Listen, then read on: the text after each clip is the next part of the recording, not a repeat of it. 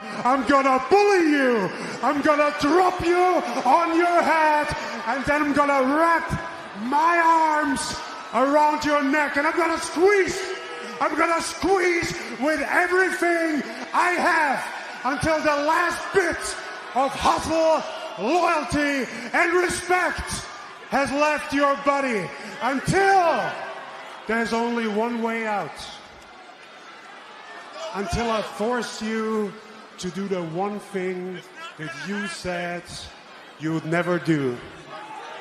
I'm gonna force you to give up.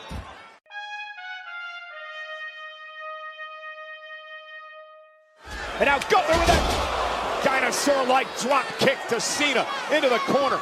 And now Gunther looking to make quick work of John Cena. Up goes Cena, down goes Cena, power bomb by Gunther.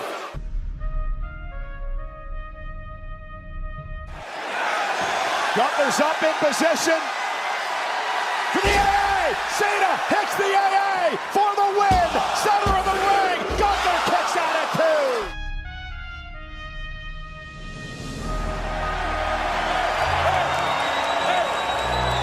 This is the last one. I need it. Gunther quickly back to his feet, and what a boot to the face of Cena! John Cena with an avalanche FU to Gunther, cover by Cena for the win! Gunther kicks out, damn it!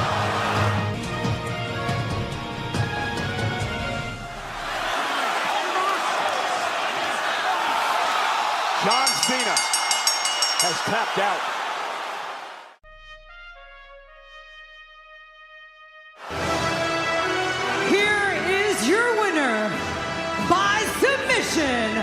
The Ring General, Gunther!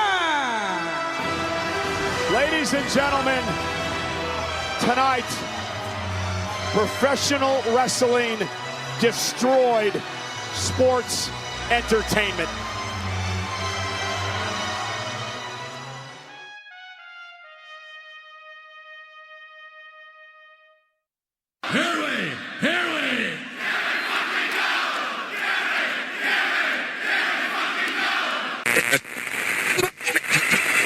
Ladies and gentlemen, may I have your attention, please?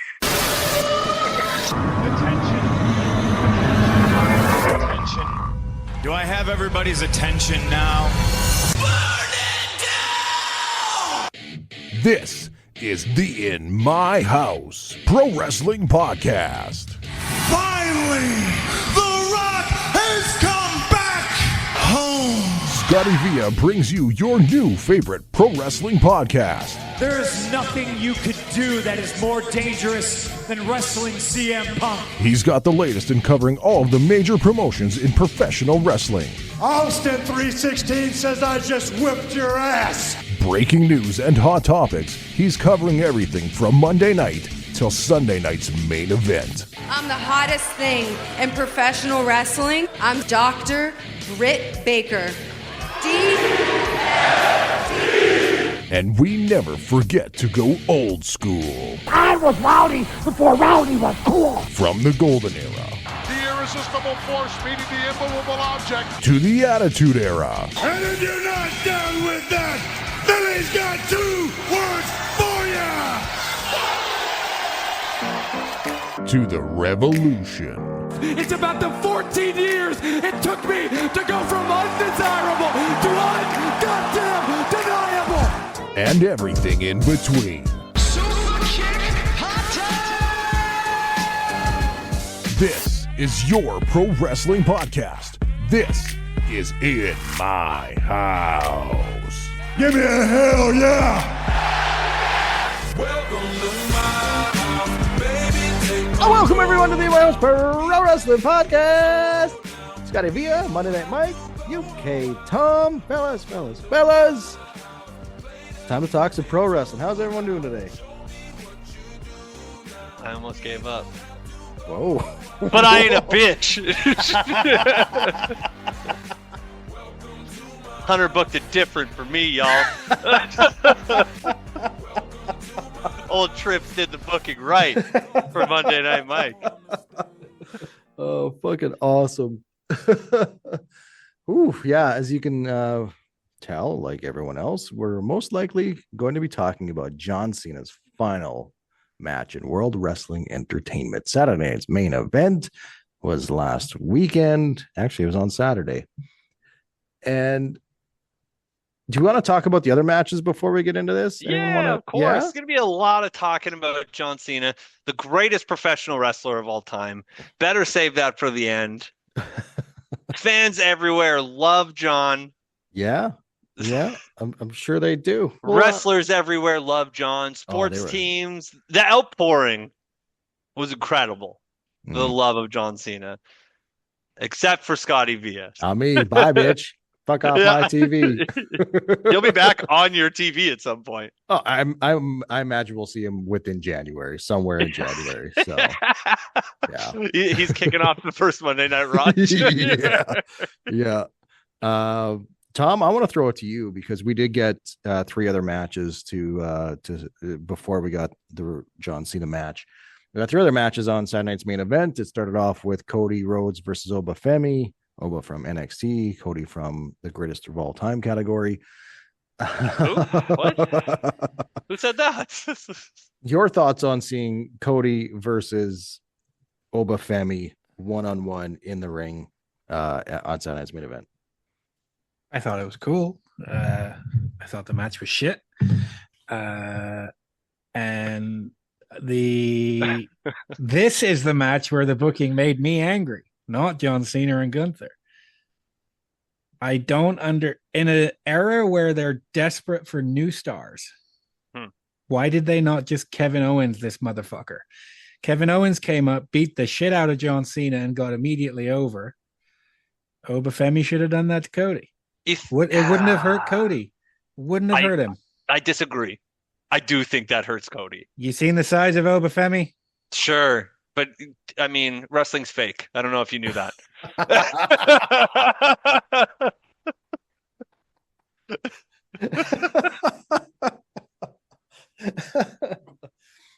If we screen cap his face for that episode. I'm just saying, too, like, Oba Femi's pop was surprising for that crowd.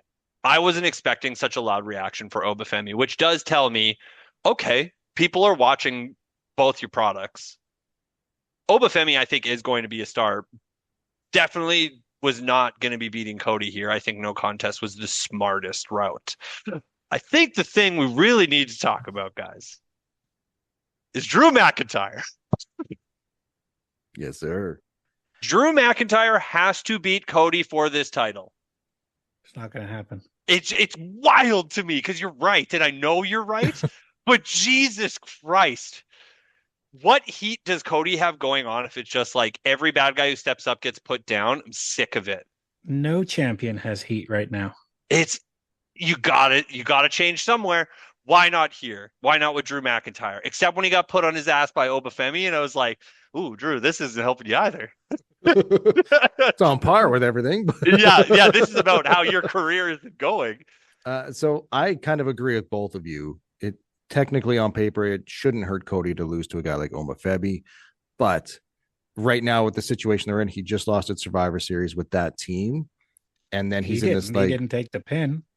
Team still lost, but then he didn't take the pin. You've also got Cody didn't lose. You've also got this heated like blood feud with Drew McIntyre that won't go away, where Drew's beating him up and leaving him bloody in his bus. Cody sure gets that lick back. Now this next match that they're going to have, Drew gets to pick the stipulation. So having Cody lose at Saturday night's main event, I don't think would have hurt or helped that storyline that he's in right now. So it just adds more heat to Drew McIntyre to ruin a match that people are really looking forward to seeing how that finishes out and plays out. And then you still have the oh fuck, I wonder how that match will end when we get that match again in a year or two with Cody and Oba Femi. That's just how I see it. I think, like, Tom, you see how the future works. There's one thing we keep you around for besides your beautiful looks. And your love for Wendy's. That's right, everybody. The official sponsor of the In My House Pro Wrestling podcast, Wendy's. Dave's Doubles available at every Wendy's location. Tell them the In My House podcast sent you for absolutely zero discount. Wendy's, the official sponsor of the In My House Pro Wrestling podcast. But Tom, when does Obafemi come up?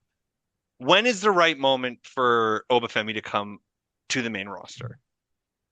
Well, under the old man, obviously it would have been the Raw after Mania, because that's when that happens. But apparently that's not how they're doing things anymore, and it's when they're done with him in NXT. When do you think that is? I think he drops the title because at WrestleMania weekend to I don't know who. Okay. He then is off of NXT TV for a little while. Pops up around June-ish to set up something at SummerSlam. Okay. A little ways out. A little ways. Thinking. I think as much as I am a big fan of Obafemi, and I do think he's going to be a huge part of the future, still a little green. Very green. Grinch level green. So maybe not yet. I think we get him much sooner than that. With SmackDown going to 3 hours, and they want fresh stars, it seems, on their main roster programming. Can you remember last time when SmackDown went 3 hours? We got Rhino, Heath Slater, and Brian fucking Myers. Yeah, well, Heath Slater needed that job. Fuck's sake, he's got kids. So hey, maybe we see Heath Slater again, and Obafemi comes out and destroys him like Brock Lesnar did. I'd be happy with it. I think with what Mike said, that reception that he got at Saturday Night's Main Event probably perked up some ears and some eyebrows of like, oh, okay, this is main roster stuff now. I think we get him sooner than midsummer. I don't want them to wait till WrestleMania weekend either. Like, I think you can bring him up soon. I would think, like, to me, you'd book the Rumble, but there's no major NXT show between what just happened deadline. There's New Year's. New Year's is Eve. There? Yeah. I don't see that's it a weekly listed. Show. Yeah. Well, yeah, it's not like a PLE. That's just like their Tuesday theme for New Year's. But I mean, it's not saying he can't lose the strap on their TV, right? Mm. Like, they just gave it him back, though. But I mean, if you're coming up, I think the Rumble for a guy his size to throw some bodies around. Oh, I think that would be a good showcase. I don't think that would be a good. I don't think that'll be his call up. Do we think he necessarily needs that showcase? You know, think, like the big guy traditional showcase of like, go throw 30 guys around. Especially with the Rumble being in Saudi too. I know. Is it going to get the same pop? I don't know. Is that crowd going to be like what was there on Saturday Night's Main Event where they were clearly in the know? Like the pop showed. I was really impressed there. I'm like, oh shit, people know who you are. Well, that crowd I'm still not watching NXT, but I think that crowd was very full of smarts, like a ton of smart marks there. And we'll get into that when we get to Cena here, but we should move on. So we got a lot more time to talk about Cena. We also got Javon Evans and Leon Slater against AJ Styles and Dragon Lee for the WWE or the World Tag Team Championships. We got a super fun shot out of a cannon tag team match. That match started way different than I thought it would, with the two young guns taking it to AJ and Dragon Lee right off the bat. So great showing, I think, for all four again. Fun match, fun to watch. WWE is waiting for that TNA deal to be done for Leon.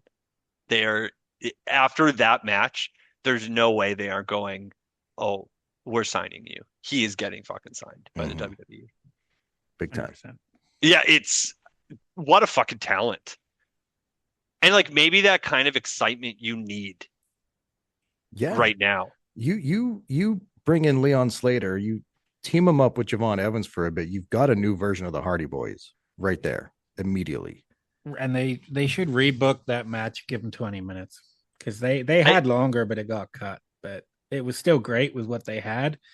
I want to see them get a decent amount of time. But I think it'd be great for the tag team division, like the Motor City Machine Guns versus Slater and Javon Evans. Yeah, fucking A, awesome. Like I want to watch that stuff. Slater and Javon versus pretty much fucking anybody. But then you're just like, okay, do we see it just as tag team guys? Like I think I think Well, Leon's a star. They're both 21. Even if they're a You're tag right. team for 6 years. They could go work in AEW for 7 years and still make it in the Exactly. If they were a tag team till they're 27 and then split, that's still younger than fucking most of the main eventers these days anyway. I feel like you're seeing the age on AJ. Finally starting. Yeah. Like it's still like he's still great. Great talent, yeah, but it's phenomenal. It's probably the most I'm seeing now where I'm like, yeah, you're getting about ready. Well, you're getting about ready. The dementia's kicking in. He forgot to walk out with his fucking belt. Yeah. Fun match, great job. I loved the slip on the rope because they got me for a second. I was like, oh wow, they're gonna have him win right there. That'd be amazing. But lots of fun. Hopefully we can get more of that kind of tag team action just on WWE programming, period. We also got Bailey versus Sol Ruka, I was just gonna say match of the night. This was a pro wrestling match. This was so much fun. The crowd loved it. Yeah, rightfully so. This is really, really fun time. But Sol Ruka, I said it. What a fucking star. Yeah. And major babe. Some would say the total package. Yeah. Not too bad, Mike. Not too bad. Also, Bailey, incredible work here. Dude, holy shit. Like this is what we want from Bailey at all times. And sure, we probably do get it, but when the storyline's not great, or there's like this kooky, is she crazy or not crazy, or she's like the super annoying heel, it kind of gets overshadowed, or that overshadows the work. Her in-ring work is phenomenal. This was such a fun match. Oh, Tom, nothing? No. Oh, yeah. Well, he hates women, so fucking sorry, I forgot about that. It was what it was. I did enjoy it quite a lot. Bailey's very, very good. Sol Ruka's going to be very, very good.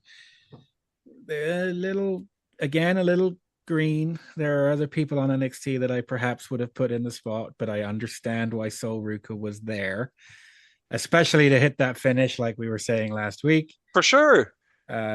She did very well. I don't understand why they would pay to fly in Lyra and Zarya to stand at ringside and not just make it a tag match. But I mean, whatever. Get that money. Get that money for doing nothing. I mean, whatever. The Carlito way. I'm not paying for the flight, so whatever.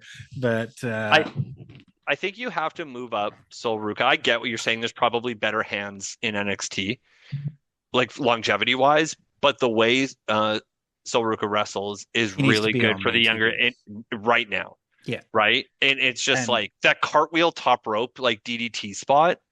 Fucking sick. Like you can't do that forever. So may as well get the most out of it while you can. But also what will help when they do bring her up is there is that tenured talent on the main roster who can help. Yeah. Like, even like Sol Ruka versus Charlotte, it's either going to be a beautiful disaster or a fantastic match. And I want to see which one it is. It maybe helps the slowdown, right? Because no matter what, if you're moving up, you're slowing down. Yeah, which I hate. I mean, you know how the Fed's been. You've always known. Yeah. Like you see what NXT does down there, and you're just like, I hope you enjoyed it because you're going to go 50% slower when you hit the main roster. Yeah. It's more spotlight and more time, but this was incredible. Like this was the kind of thing worthy of not being on Saturday Night Raw. Yeah. Yeah, I agree. Fun match. But fellas, man, we should get into the main event of the evening. The reason why majority of the people tuned in. It was Gunther versus John Cena in John Cena's last match. Crowd was hot. Crowd was wild, loud, booing Gunther right off the bat. Actually, you know what? Before that, we got the Miz in the ring. Why bother? Why did they take? I'm not even going to let you finish. Why did they fucking take time off of the tag match to give to this shit? What a fucking waste of time. To put Joe Hendry over. Why? Yeah. The combined age of fucking R-Truth and Joe Hendry is like fucking 80 something. Get the fuck off of TV and let the young guys have their time. We're watching Cena and Gunther right after that, man. Which is also fucking 80 something. But That was the whole point I'm of the with show. you. It like that's the kind of shit that makes it feel like fucking Raw, and not John Cena's farewell. But granted, he had to get truth out there. You gotta justify his paycheck, right? He's not getting Carlito treatment. But I'm with you. It did feel out of place and felt forced. And again, why not just, if you're gonna fucking do it, send a referee out there and at least get Joe Hendry a fucking win. I mean, I can stand by that. If they made it the squash match, or even fucking send Truth out there in a referee shirt, if you're gonna do that, it's Truth. He can get away with it. It's true. Like, just make it worth doing. I thought it was a fun moment. I didn't hate it. It's a stupid fucking moment. I thought it was fun. I mean, I think you're the only one in that's Uso. wild. Oh, he might be right. Felt a little Jey Uso. I was fine with it. That says a lot about you. Yeah. I don't know. I don't think any other match on TV looked affected, in my opinion. The tag match lost 4 fucking minutes. Allegedly. The tag match was fun and fine. I don't fucking know. He just loves Joe Hendry. Scott's been trying to put over Joe Hendry. He was supposed to beat Cena. That's right. He was going to beat Cena. I mean, I was champion then they had to cut Los it for Angeles time. Night, but but the real match happened. It did happen after the shenanigans that just pissed UK Tom right off. It was time for John Cena versus Gunther. And John Cena's farewell match. I didn't hate it. What do you say? What What are you encompassing the whole match? Everything match. Afterwards? Okay. The match. I mean, everything afterwards we'll get to. But yeah, John Cena put on a good performance against a really great wrestler. I'll agree with that. It was a good performance. Yeah. Yeah. That's like a 7 out of 10 performance. Wow. And that's pretty high praise. I'd probably go at most 6.5. Like if we're looking back at the matches for Cena's farewell, this isn't my favorite. I mean, I think it's unanimous that it's him and AJ. That was the best thing John Cena did for his farewell tour. Easily. Yeah, and obviously the right guy won. There should have been no everyone on the internet. question in anyone's fucking mind that's ever seen wrestling before that was going to happen. It is hilarious that we knew when the tournament came up, right? Like, it's Gunther. Although I had hope. I could hope that a Los Angeles Knight could pull himself out of the gutter and reign supreme. But no. Scotty Villa was there, just Joe Hendry. I was saying his name. Yeah. I was saying his name. But the obvious right answer is Gunther. It was always Gunther. And the tap out happened. It looked dumb, though, because of the smile. And in the words of UK Tom, kayfabe most certainly dead in that moment. You may even blame John Cena for completely killing kayfabe that night. Like, I get why you would do the smirk, like, for the audience. Like, John's aware of where the camera is at all time. Like, he's not a fool. He's done this long enough. I just don't like it because it kind of made Gunther look like a bitch. I like that they tried it. It just didn't work. No, it made Gunther look like a bitch who doesn't put his shit in. I will say it made Gunther look like a bitch. Commentary didn't help. Where was Michael Cole going, come on, John, fight? Like, we've heard him do that in the past. I watched this match. I've watched it twice, once in real time, and I watched it again over the weekend or the following day. And that's what it was missing, excitement. There was no real excitement or drama in this pro wrestling match. I didn't really bite on any of the false finishes. I did when he fought AJ. It's because we knew it was his last match. Yeah, that doesn't help. I agree with you, Tom. It doesn't help when you knew when both people came down the ramp, Scott. You had the right winner. You've had the right winner all along. That steals it.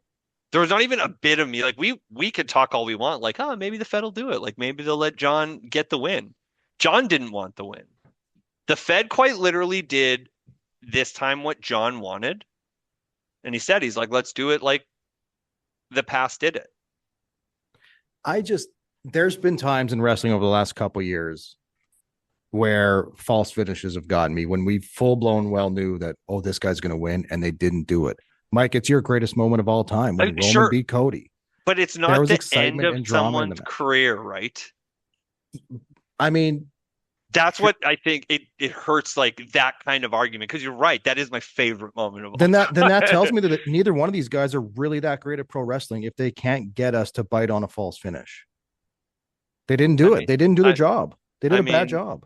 Scott, you have gone on a year-long tirade about your hate for John Cena and everything he does. Absolutely. So for you to say they're bad at their job, I mean, you've been saying it. I know.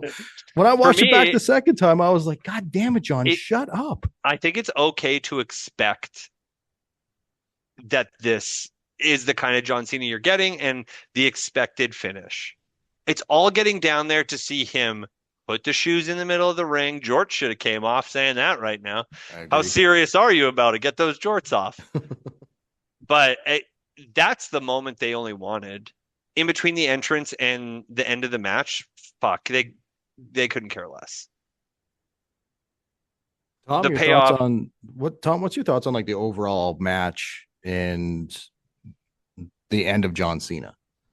I enjoyed the match quite a lot. I enjoyed it more than I thought I would. They didn't get me on any false finishes, but like we were saying, they weren't gonna. They weren't gonna. There was no way any other outcome was happening. I mean, kids would have got. Kids would have got. Yeah. Sound like our truth now. Yeah. But part of me would have preferred Cena to just go kind of out instead of tapping, but I get that the whole point was that he gave up. I get that was the point. He goes out. That's giving up still. Giving up one way or another. Yeah. Right. But I'm with you. But what's he have to look strong for after? Exactly. You know, this is it. I mean, he says this is it. No, I enjoyed it. I thought Gunther's bump through the announce table was stiff as fuck. He's a big guy, man. He's a big dude, and I mean Cena's still strong as fuck, but I don't think he can throw big dudes as far as he used to be able to. And Gunther had a bit of a rough landing on that.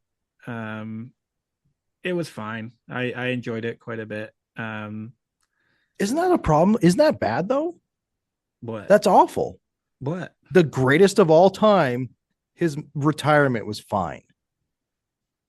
I don't think he's the greatest of all time. But they're touting that as the greatest of all time. That's them. That's not.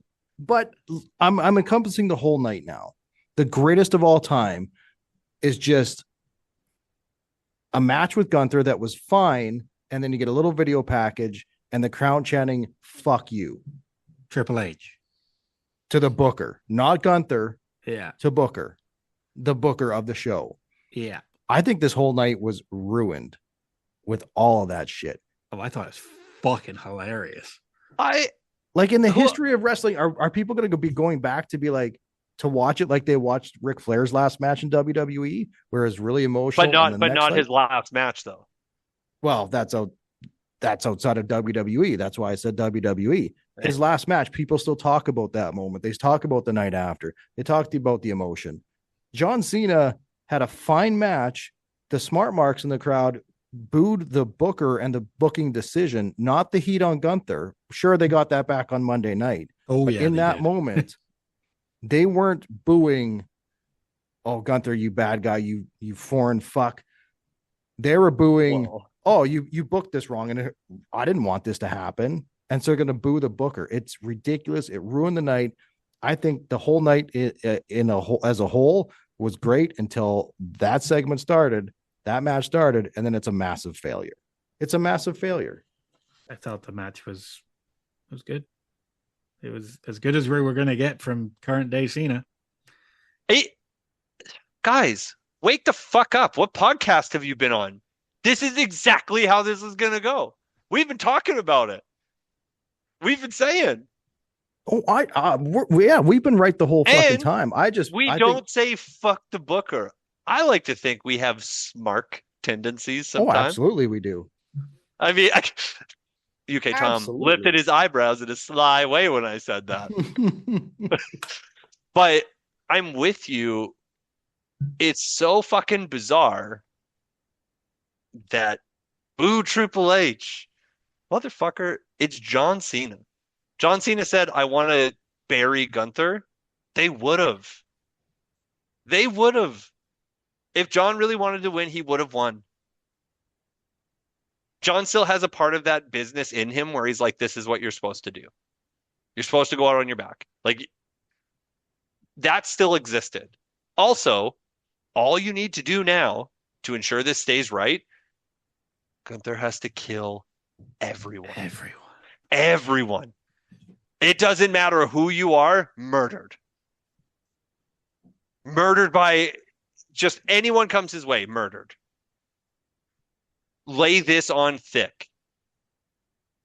I beat John Cena. I'm that guy. Boom, murder another person. Which Like, is, I think, is go the ahead. plan. I think that's the plan. I mean, if there's no shift in that plan, that's got to be the plan. he's starting with Otis next week. It seems like, which is And he'll murder him. yeah, which is what we want. Start with a big man, crush him into dust. So the one thing I just strongly disliked the way the crowd reacted afterwards, which is fine. It's smart Mark City, but I just like, wow, okay, that's how you're choosing to send off John Cena. All you John Cena fans is by saying fuck you, Hunter, and booing the booking decision, not celebrating or cheering John and saying thank you, John. That's how you're leaving it. Then to follow it up, on the post-game show where Hunter's just blatantly talking about like, yeah, this is just how we book things. This is how we wanted to book the business and this and that. Our good listener, our good buddy Slate even pointed out on our Twitter that just shouldn't happen. It shouldn't happen at all. We don't need that much on a post-game show. I don't even think we need Triple H on the post-game show at all. They're like, have to explain himself. I don't think we need Triple H on any form of TV ever. Yeah, you've been very vocal. Yeah. And to a point, I agree with Tom. I think there's times where he could be out there, but I don't want Triple H out there defending booking decisions. If I don't like an episode of my favorite show, I don't need the fucking director to come on afterwards and be like, well, we did this, and this. I just didn't like the show, and I'm hoping you're going to do better next time. It's very odd to me. I don't like that. Man, it's just different era. It is, but internet has made it so that this stuff, it's clippable. He'd even get the hate for those comments. People are watching them. It's all good. It's all good for them. No one watched John lose and goes like, I'm done wrestling forever. See you on Monday, you fucking idiots. Yeah. Like, only one who didn't like tune in Monday was me. Because I watched it in 90 seconds today. You don't watch wrestling, so it makes sense. Man, I told my wife that the other day. I'm like, yeah, Mike doesn't watch wrestling. She's like, how do you guys do a podcast? I'm like, 90 seconds, babe. Yeah, 90, or if like the Punk promo, like stuff like that, where I'm like, okay, this seems like it has legs. But in 90 seconds, it's going to tell me, is this worth me watching? Do I find this segment? But it's weird now because Gunther's in this spot, right? You just beat John Cena. You're the big bad. Like, you've positioned him as the heel in WWE, who is not going for a goddamn title. He's wrestling Otis. Does this put Gunther like the top Rumble prospect winner? Brock is still a person. I agree. Like, you know, I feel when these guys come to the Rumble, it's like, oh, Brock Lesnar murdered everyone at Survivor Series. I'm sure Akira Tozawa will do some damage to him in the Rumble. I also feel like Brock should or Gunther shouldn't be in the Rumble. I don't want to see Gunther take any type of shortcut or fast track to being a number one contender. I think but that's a main spot on a major pay-per-view. It's either that or Elimination Chamber. Yeah, true. I guess the way the things are set up now, then that's the way it is.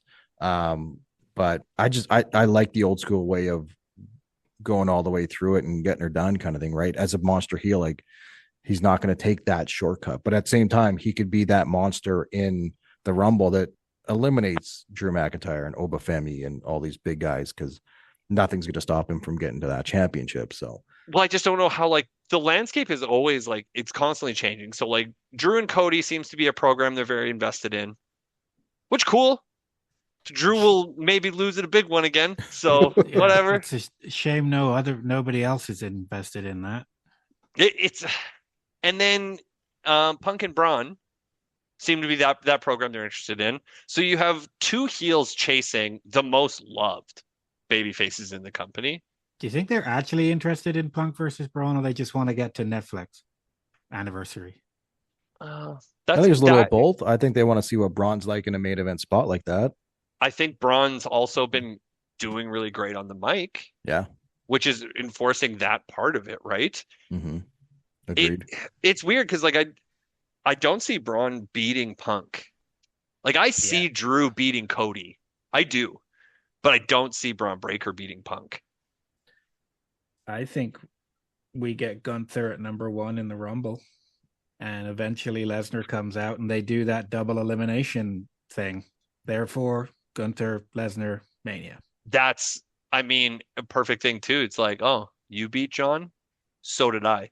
And I think we get the Gunther lasts a very long time again. Fuck, put Ilya Dragunov at number 2 and just have them beat the shit out of each other for the whole Rumble. Okay. All I right. like it. Now you're talking. I got 2 questions, and we got to kind of be quick here. Okay.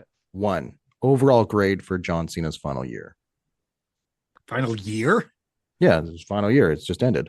I mean, 5. Ooh, I'm like a 6.5.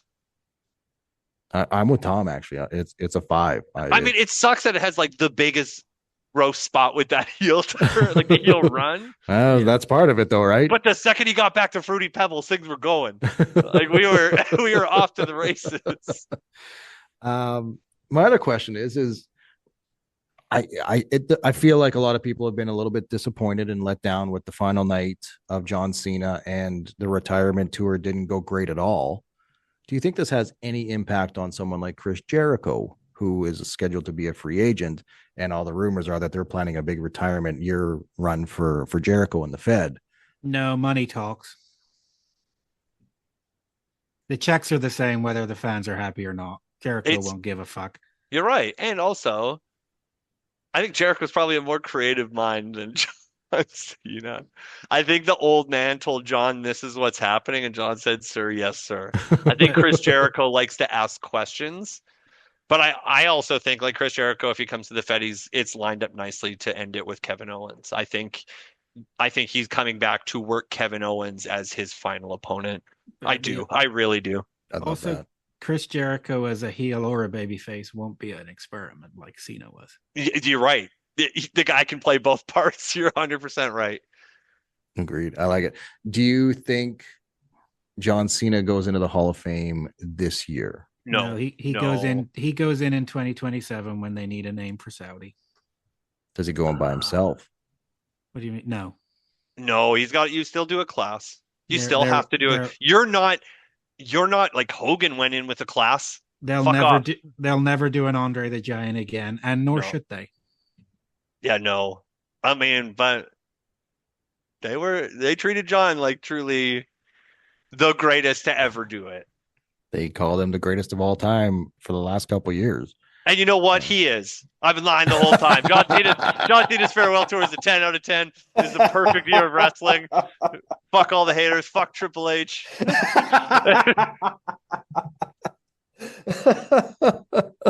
Oh, fuck, I love it. No, but no, he can't go in alone. That's wild. If Triple H didn't put himself in alone, they ain't putting anybody in alone. There you have it. Guys, let us know what you thought of the John Cena's retirement tour, his final match, his final night. They loved it. I'll speak for them. They loved it. They all loved it. Also, all played out. I told you that was Austin Theory's ass. Oh, it was, hey? Why'd they shave his head? Why'd they do that? They said shave your head or your ass. He shaved his head, I guess. I don't know. Those videos are around on the never mind. This is me and the In My House Pro Wrestling Podcast. Dick Cream. Welcome to my house. Play that music too loud. Show me what